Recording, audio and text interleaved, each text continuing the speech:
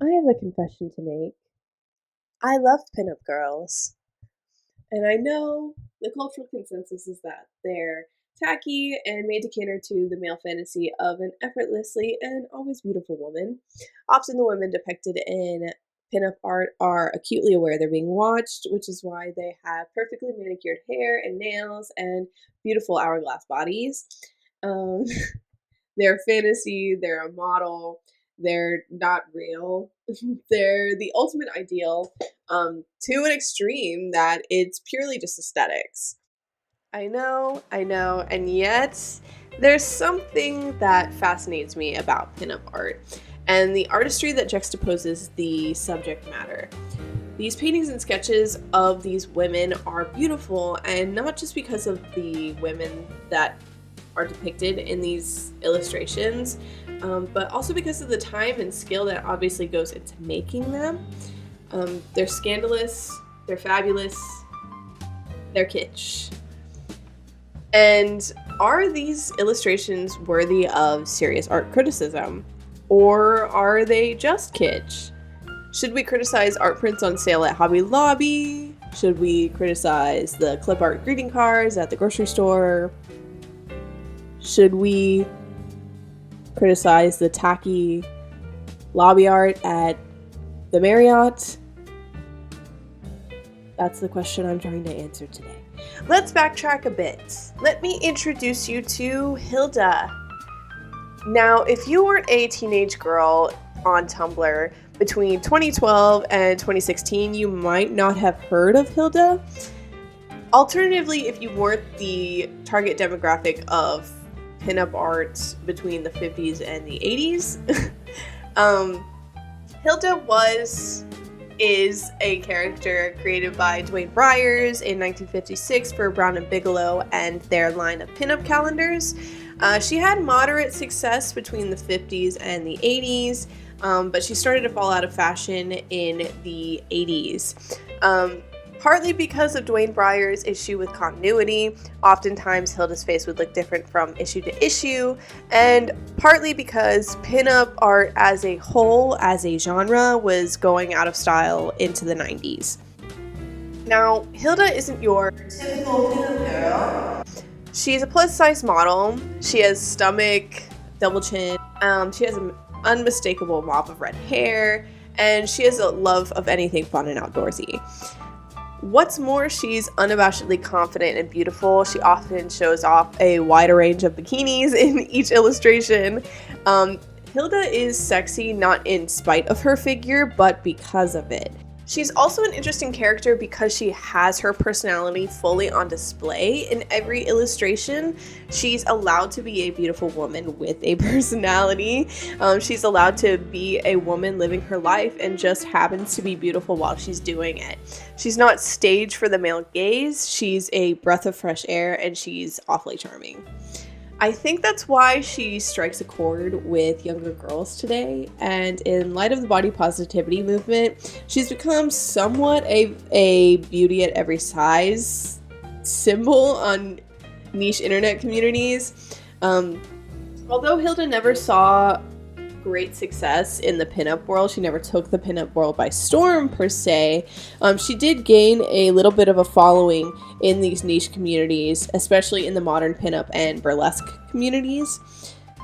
We know that Hilda is an exception to a rule.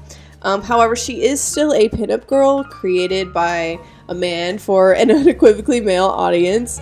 Yet Bryars did create something truly unique with Hilda. They're also quite refreshing in the way that they humanize the sex symbol of the pinup.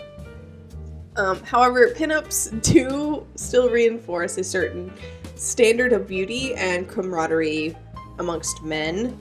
To quote Pinup Art, Interpreting Dynamics of Style by Linda K. Berry, "The function of pinups is very similar to that of totems. The content of most totems, however, is plants or animals, representations of nature. The content of pinups is the female body. This is not inexplicable since several anthropologists have developed a structural model for Western culture that consists of the binary oppositions of female and male, nature, culture. Consequently, for the purposes of totems, women could have been regarded as simply another aspect of nature." They share in their enjoyment of the figure and lessen the artistry of the illustrations. And as an art history student, I've had to study and write papers about naked women in paintings all the time. Alexandre Dubois-Droinet's Female Nude, Titian's Venus of Urbino, and Cabanel's Birth of Venus all depict idealized female figures. They're nude and they're made for the visual pleasure of men. However, these paintings are art to be seriously studied and criticized, while pinup art is not to be held to the same standard. While I enjoy both, I have to wonder why one is held to a higher standard than the other. Why is there a negative stigma to the pinup while Venus is a masterpiece? Why do we criticize one and not the other? When one thinks of pinup, they think sex, they think scantily clad women on display. What they don't think of is art. I personally think this is where the disconnect comes from.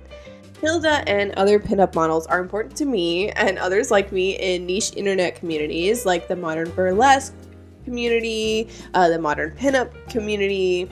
And if we enjoy this art and we're passionate about it in these communities, I believe it is important to seriously critique them. By taking this art seriously and by seriously critiquing it, we're critically consuming it.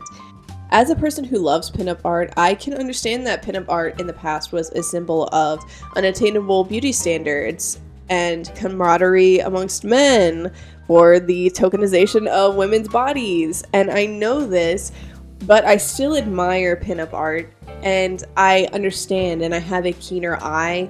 I'm more educated about pinup art and the community. I look at the art and I seriously critique it. I don't take it for granted. I don't think of it as just an aesthetic. I actually look at it and I think this is a piece of art to be seriously studied. I think pinup art is beautiful and I think it's skillfully made and I think that's what makes it worthy of art criticism. I think they're beautiful.